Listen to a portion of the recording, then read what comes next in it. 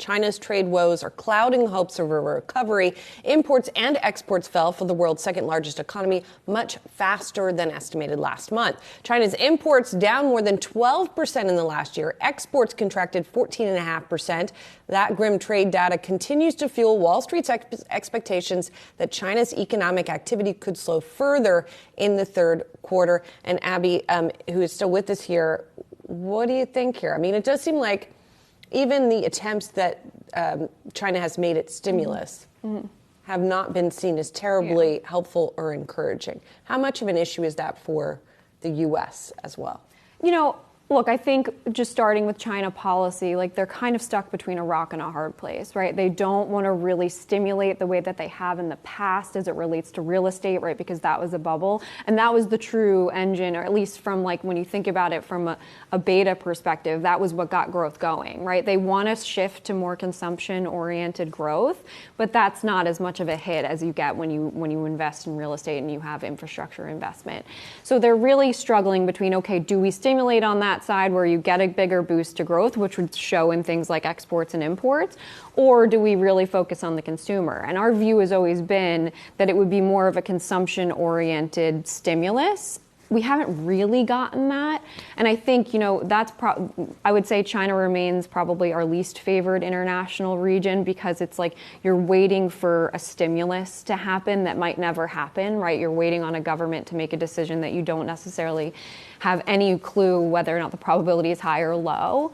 What I would say in terms of the U.S., though, is it's, you know, we've heard from a number of different, you know, over the course of the earnings season, a number of different companies operating in different segments within that economy. And that's what matters, right? It's going to matter what happens with supply chain issues, right? Like thinking about what companies have better supply chain, that have had those supply chains cleared and they have better inventory balances. I think that's what we're focused on. So instead of thinking of it from the whole U.S. market, because obviously a lot of these companies do get their revenues from China, it's focusing on areas of the market that have have seen their supply chains clear out. Yeah, and you know, I think back to one of the FactSet stats that came out prior to last week's earnings, and of course we got some huge U.S. companies that do have China international exposure as well. But S&P 500 companies with more international exposure had already seen an earnings decline of negative 21%. Coming into last week. That was ahead of Apple, ahead of Amazon, and of course a host of other household names. All that considered, how does pricing, how does the competitive landscape change drastically for those companies that are still trying to make sure that they have inroads or they have a, you know, positive customer sentiment even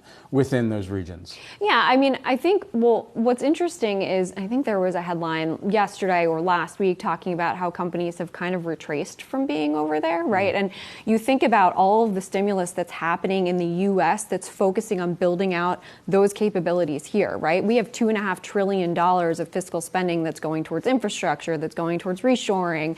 All of those things are happening for a reason. It's because of the supply chain issues that we had over the past couple of years and the fact that we want to avoid that. Geopolitics obviously plays a part in that.